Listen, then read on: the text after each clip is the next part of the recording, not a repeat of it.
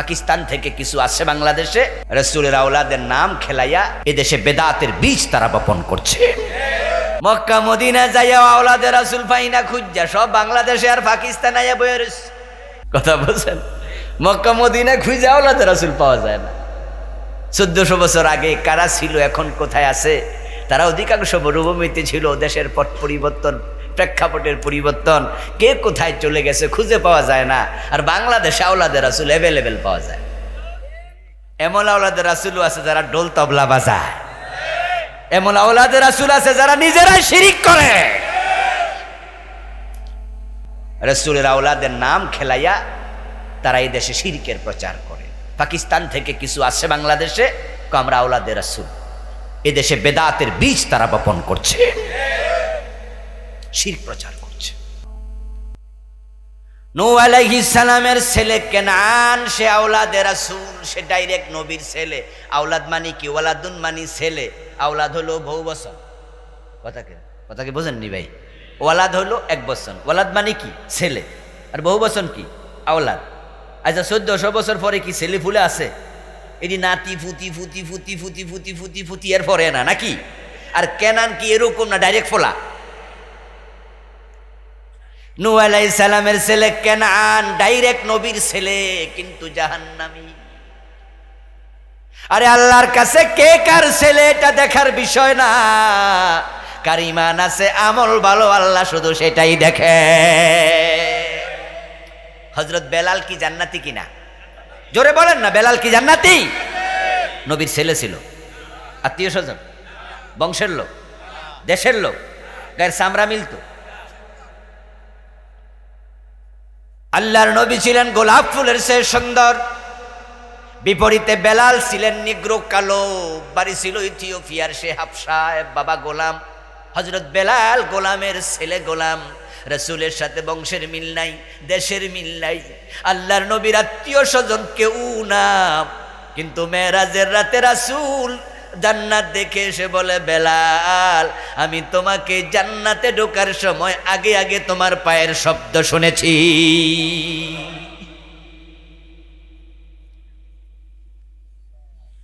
ও দোস্ত, আল্লাহ দেখবে কার ঈমান, কার আমল আছে। আল্লাহকে, নবীর ফোলাকে, নবীর চাচাই সব। রাসূলের আপন চাচা আবু তালেব, সহিহ বুখারীতে এসেছে, রাসূলুল্লাহ বলেন, আহওয়ানু আহলিন নারে আযাবান আবু তালেব ওয়া হুয়া মুনতাইলুম বিনালাইন ইয়াগলি মিনহুমা দিমাগুহু। আমার চাচা আবু তালেবের পায়ের নিচে জাহান্নামের আগুন দিয়া বানায়া দুটা স্যান্ডেল আল্লাহ ধরায়া দেবে।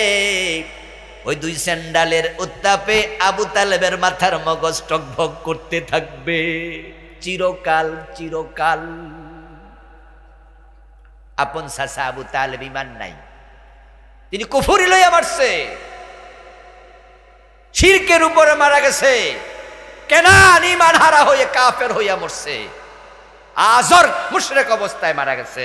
এবার বলুন, নবীর চাচা, নবীর ছেলে, নবীর বাবা যদি ঈমান হারা হয়, কাফের মুশরিক হয়, আল্লাহ যদি না ছাড়ে, আমাদের উপায় কি? আমরা তো কেউ না নবীর আত্মীয় স্বজন, কিচ্ছু না।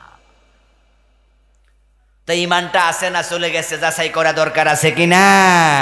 আমার ভাইয়েরা, 3টি অপরাধ করবেন না। 1 নম্বর কুফর। কুফর কি? কুফর মানে হচ্ছে কোরআনের কোনো একটা বিধানকে অস্বীকার করা। এই কোরআন পুরা যে মানে না 30 পারা, যেমন হিন্দু, বৌদ্ধ, ইহুদি, খ্রিস্টান কোরআনের 1 পারাও মানে না, 1 অক্ষরও মানে না, তারা পুরা কোরআন মানে না। আমরা বলি তারা কাফের।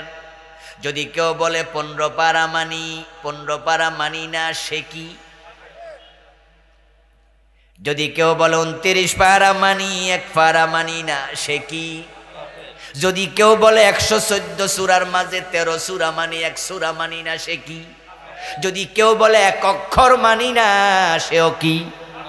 তাহলে কাফের হলো সে যে কোরআনের সাথে সামান্য ভিন্ন চিন্তা লালন।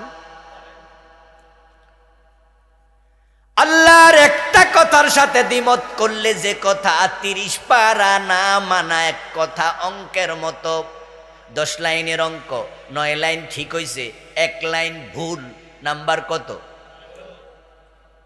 10 লাইনের মাঝে 10 লাইনে 10 ভুল, সে কত?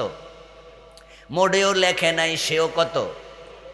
তো আপনি ইসলামের সব মানেন কিন্তু একটা মানেন না, আপনিও জিরো, কুফরি, শেষ।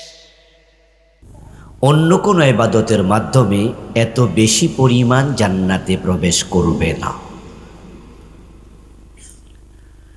নবীজির অভ্যাস ছিল তিনি সারাক্ষণ জিকিরে রত থাকতেন।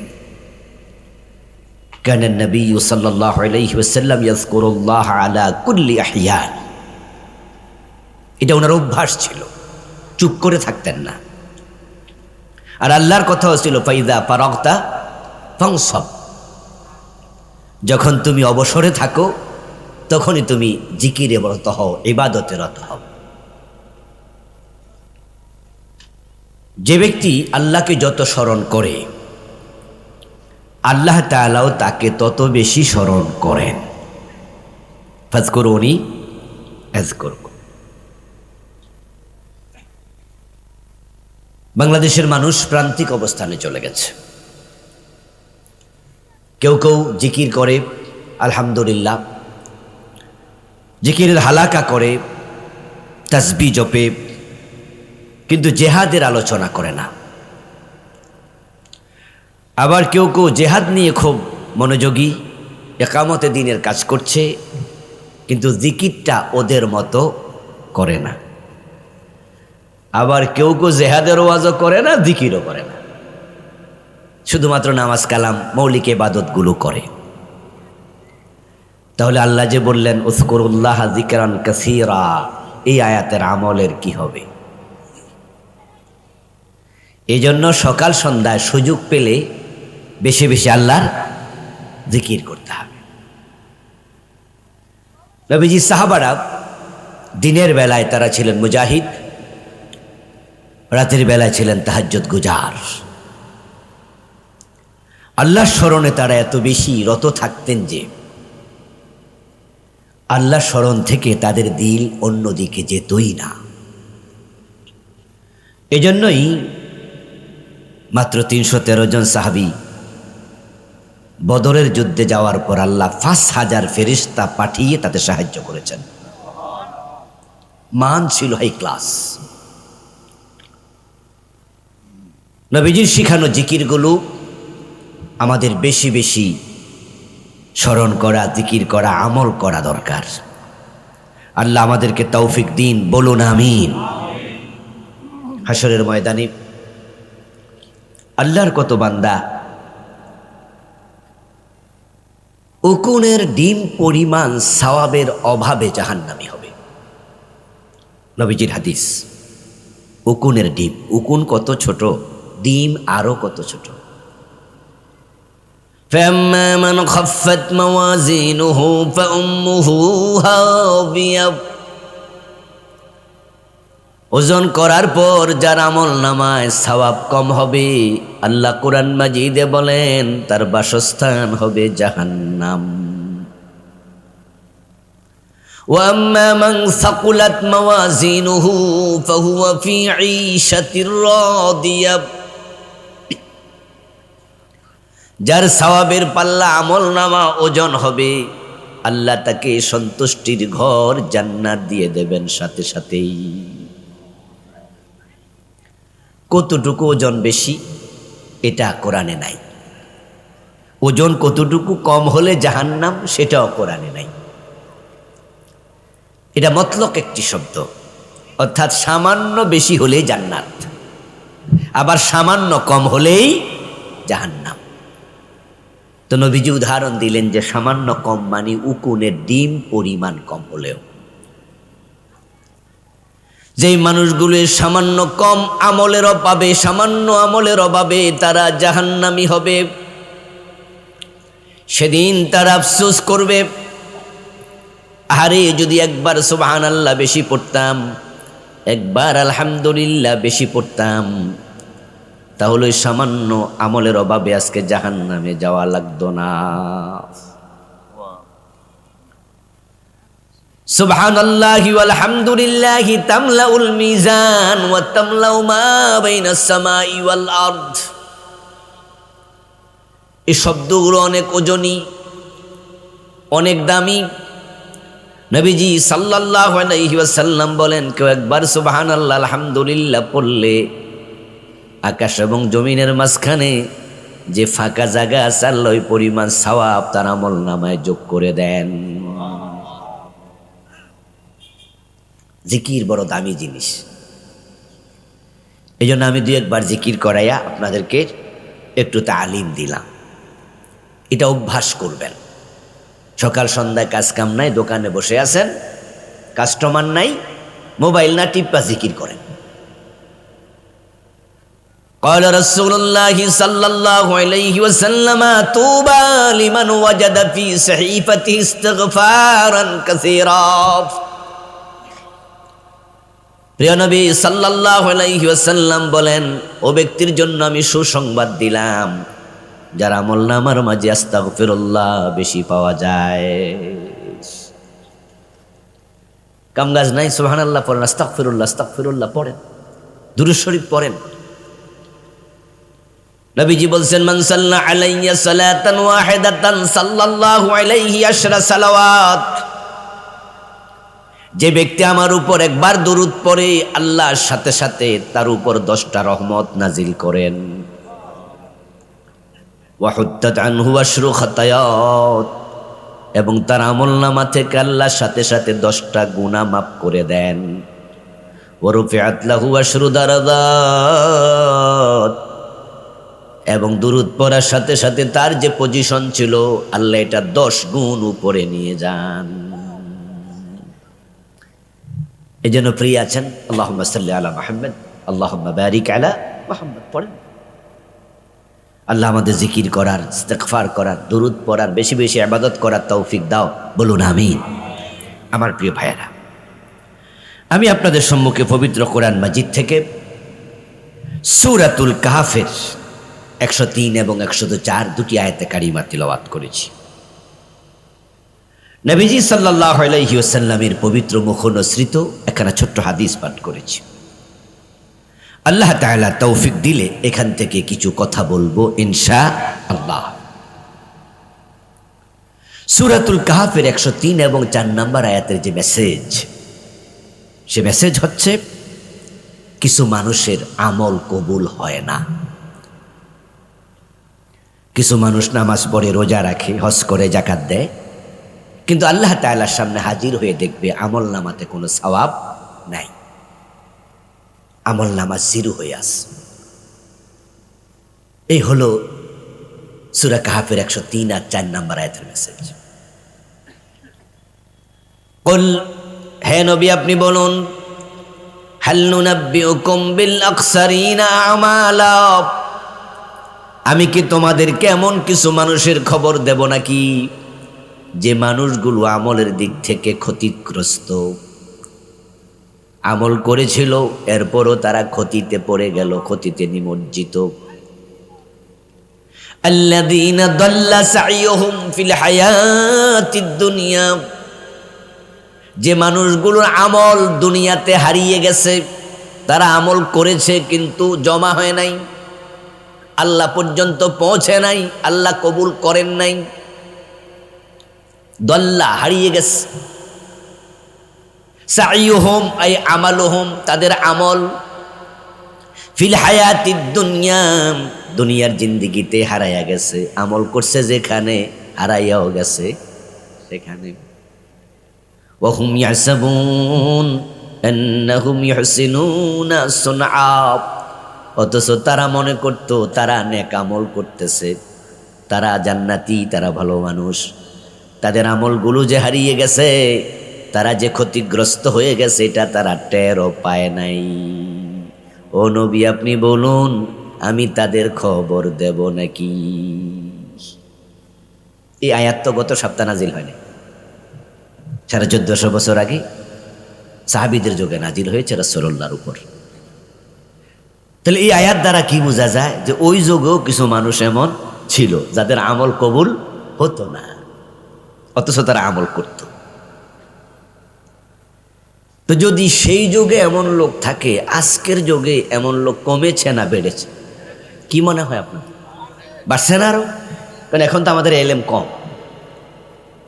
আর আমলে শূন্যতার সবচেয়ে বড় কারণ হচ্ছে এলেম শূন্যতা।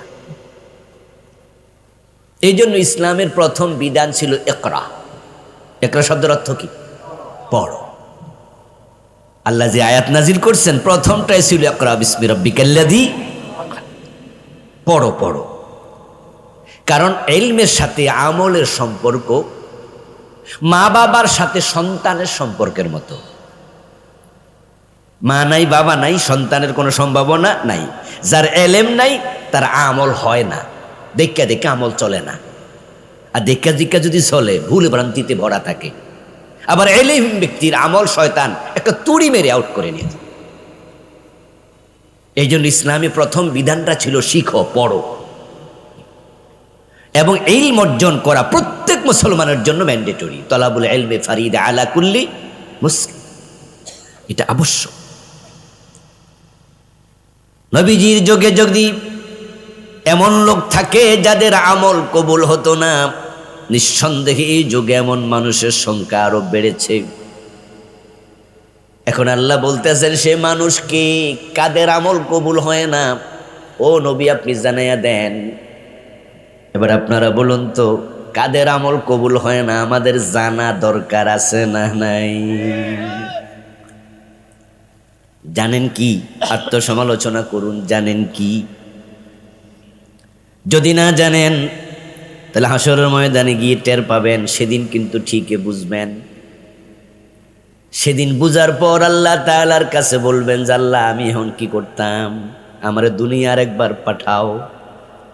যেহেতু এখন টের পাইছি আমি আবার নতুন করে শুরু করব। ওয়ালাউ আন্না লানা কাররাতান ফানাকুনা মিনাল মুমিনিন, একটাবার যদি পাঠাও আবার দুনিয়ায়, আমি ভালো মুমিন হয়ে ফিরতে চাই।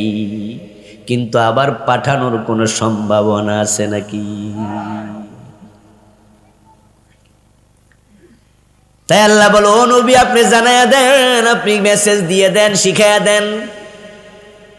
আল্লাহর হাজার হাজার বান্দা আল্লাহর সামনে হাজির হয়ে দেখবে আমল নামা নেকের পাল্লা এরকম, নেকের আমল নামা খালি। তারা বলবে আল্লাহ আমি তো নামাজ পড়ছি, রোজা রাখছি, কোথায় আমার সওয়াব? যাকাত দিছি, মানুষের সেবা করছি। মাদার তেরেসা নাম শুনেছেন? হাজার হাজার ইয়াতিমের মা, বাড়ি ছিল ইউরোপে, বসবাস করেছেন ইন্ডিয়ায়। জীবনে বিয়েটা পর্যন্ত করেন নাই, পুরাটা জীবন ইয়াতিমখানার পিছনে কাটাইয়া দিছে। ডজন ডজন অরফেনেজ খুলেছে, শত শত ইয়াতিমকে লালন পালন করেছে। তার কর্মের স্বীকৃতি স্বরূপ উনাকে শান্তিতে নোবেল প্রাইজ দেয়া হয়েছে। নোবেলে প্রাপ্ত সবটা টাকা ইয়াতিমখানায় দান করে দিছে। ওই মহিলাটা মরে গেছে। ইয়াতিমের লালন পালন করা যে কত বড় নেক, কত বড় ইবাদত, কত বড় সওয়াব। আমার রাসূল বলছেন আনা ওয়া কাফিলুল ইয়াতিমি কাহাতাইনি ফিল জান্নাহ, আমি এবং ইয়াতিমের লালন পালনকারী পাশাপাশি জান্নাতে থাকবো। মাদার তেরেসা এত ইয়াতিম পালছে, বেহেশত পাইছে। এই নেকগুলো তার আমল নামায় জমা হয়েছিনি। তাহলে সবার আমল জমা হয় না। আপনাদের এলাকায় হিন্দু দোকানদার আছে না? ভিক্ষা চাইলে কি হিন্দু দোকানদার ভিক্ষা দেয় না? একজন ভিক্ষুককে 10 টাকা ভিক্ষা দিল, হিন্দু মিয়ার আমল নামায় সওয়াব হইছে কয়টা? তো দান সদকা করা কি সওয়াবের কাম না? তো সওয়াব গেল কই? হে তো দান করলো। কাদিয়ানির নাম শুনছেন? নামাজ পড়ে না, রোজা রাখে না, ইমান আছে, এ নামাজ যোগ হইব? মসজিদে গিয়ে আল্লাহকে সেজদা দেয়, আবার দরবারে যাইয়া ফিরের পায়ে সেজদা দেয়, এমন লোক বাংলাদেশে নাই। মোমেন না মুশরিক? ইমান আছে না গেছে? তো জুমার নামাজ যাইয়া লাভটা কি? কত ভণ্ড ফির হজ করে, নামের আগে আলহাজ সেজদা নিচ্ছে। সবার আমার আল্লাহ নেয় না। এই জন্য কিছু মানুষ আছে যারা ক্ষতিগ্রস্ত হয়ে যাবে আমল করার পর। এমন মানুষ হলো 5 দল, 5 গ্রুপ মানুষের আমল আল্লাহ কবুল করেন না।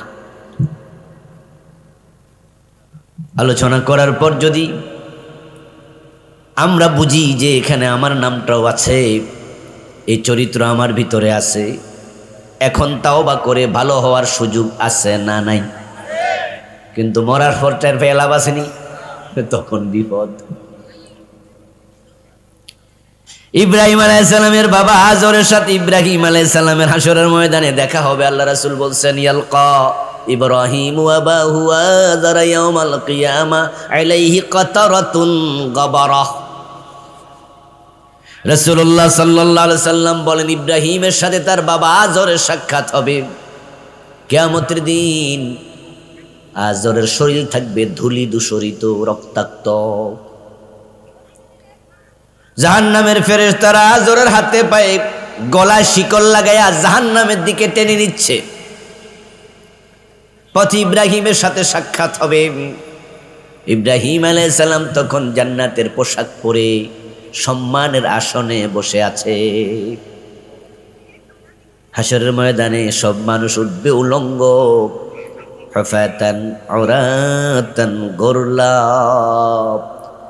কারো গায়ে কাপড় থাকবে না, কারো পায়ে জুতা থাকবে না, কারো খতনা করানো থাকবে না।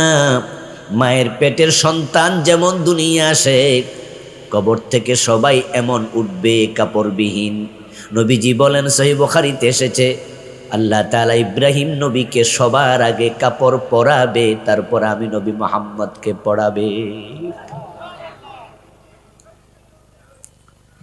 ইব্রাহিম আলাইহিস সালামকে সবার আগে আল্লাহ কাপড় পরাবেন, কারণ তিনি বাবা, নবী মুহাম্মদ উনার সন্তান। ইব্রাহিম আলাইহিস সালামের সন্তান হযরত ইসহাক, আরেকজন ইসমাঈল আলাইহিস সালাম। ইসহাক আলাইহিস সালামের ছেলের নাম ইয়াকুব। ইয়াকুবকে বলা হয় ইসরাইল, তার সন্তানকে বলে বনি ইসরাইল। ওই ইসহাক থেকে ইয়াকুব, ইয়াকুব থেকে ইউসুফ, আর অন্য অন্য সন্তান। হযরত ইসহাকের বংশধর বনি ইসরাইলে নবী আসছে প্রায় 12,000।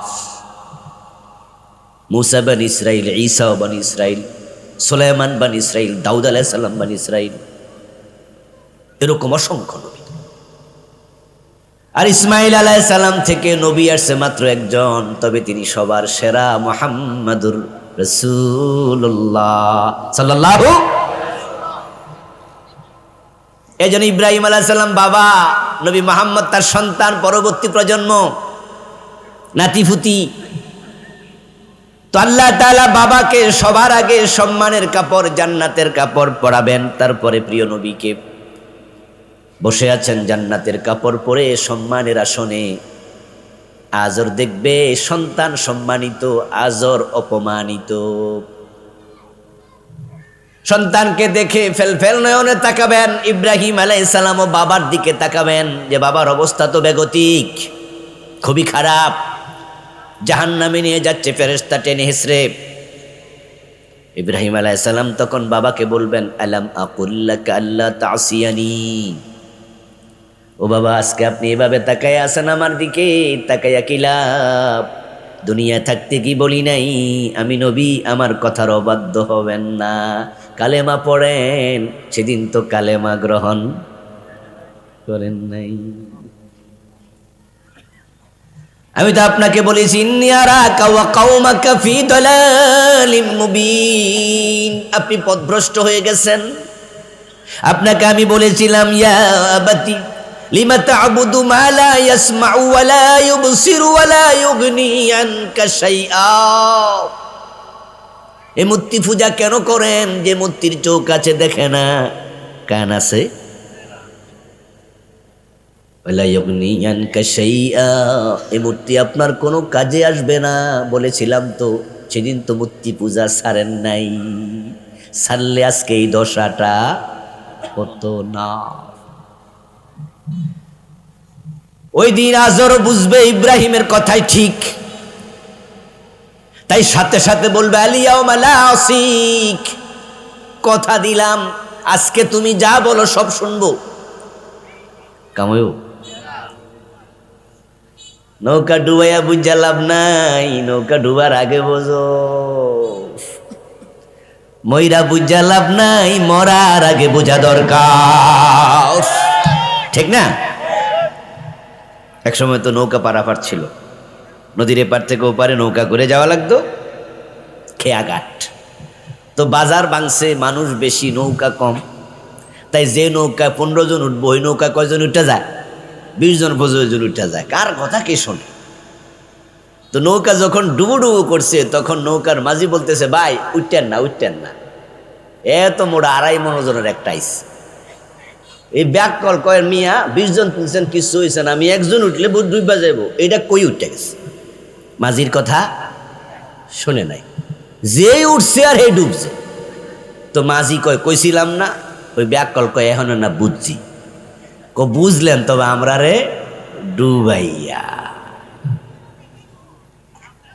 কইছিলাম তো, কথা শোনেন নাই, বুঝছেন ঠিকই, তবে একা তো ডোবেন নাই, 20 জন লইয়া। এখন আমাদের মাঝেও কিছু লোক আছে কোরআন হাদিসের পথে চলে না, কোরআনের কথা শোনে না, তারাও বুঝবে, তবে যেদিন বুঝে কোনো লাভ হবে না। তারাও বুঝবে, তারাও বুঝবে। এই তসলিমা নাসরিন এখন বলতেছে দেয়ার ইজ নো গড, নাউজুবিল্লাহ পড়ে। ওকে আল্লাহ বলতে কেউ নাই। বলে ও তরব إذ يتوفى الذين كفروا الملائكة يضربون وجوههم وأدبارهم وذوقوا عذاب الحريق। ও প্রিয় নবী, যখন ফেরেশতারা কাফেরদেরকে মৃত্যু দেয়, মৃত্যুর আগে তাদের চেহারার মাঝে, পিঠের মাঝে জাহান্নামের চাবুক দিয়া ইয়াজরিবুন, জরাবা ইয়াদরিবু অর্থ কি? চুমু দেয়া। আলেম ওলামারা বলেন না মায়ের মায়ের মাইস। কোরআনের আয়াত শোনাচ্ছি, কোরআনের আয়াত। ওয়াইলাউ তারা, যদি আপনি দেখতেন, ঈদ যখন ইয়াতাওয়াফাল্লাযীনা কাফারুল মালাইকা, কাফেরদেরকে যখন ফেরেশতা মৃত্যু দেয়, ইয়াদরিবুন পিটাইতে থাকে, উজুহাহুম চেহারার মাঝে, ওয়াদবারাহুম এবং পিঠের মাঝে, ওয়াযুকু আযাবাল হারিক, আর ফেরেশতারা বলে দগ্ধকারী শাস্তি গ্রহণ করো, জ্বলে যাবে বাড়ির সাথে সাথে, পিটনির সাথে সাথে জাহান্নামের চাবুক, পিঠ জ্বলে যাবে। তখন তাসলিমা নাসরিন টের পাবে আল্লাহ ফেরেশতা নিশ্চয়ই আছে, না হয় মারে কেডারে। ওই দিন মায়ের খেয়া তাসলিমা বুঝবে যে ঠিক আল্লাহ, তবে সেদিন টের পাই আর লাভ নাই। আল্লাহ যে আছে, ফেরেশতা যে আছে, ফেরাউনও ডুবার সময় টের পাইছিল, কোরআনে আছে, কোরআনে। শুধু টের পায় নাই, ফেরাউন ঈমান পর্যন্ত এনেছিল। হাত্তা ইযা আদরাকাহুল গারাক ক্বালা আমানতু আন্নাহু লা ইলাহা ইল্লাল্লাযী আমানাত বিহি বানু ইসরাঈল ওয়া আনা মিনাল মুসলিমিন। যখন ফেরাউন পানিতে ডুবে যায়, হাদিসে পাওয়া যায় জিবরিল আমিন বলেন, হে রাসূল, ফেরাউনকে মৃত্যু দেওয়ার সময় আল্লাহ আমারেও পাঠাইছে। সুবহানাল্লাহ পড়েন। হে রাসূল, ফেরাউনের মৃত্যুর সময় আল্লাহ আমারেও পাঠাইছে। ফেরাউন তো একা মরে নাই, সাথে অনেক সৈন্য ছিল, অসংখ্য ফেরেশতা গমন করেছে। ফেরেশতারা এসে তাদেরকে পানির মাঝে সুবাইয়া সুবাইয়া মারছে। ফেরাউনের দায়িত্বটা আল্লাহ আমারে দিয়েছিল যে সুবানিটা তুমি মারো, পরে আজরাইল আইব।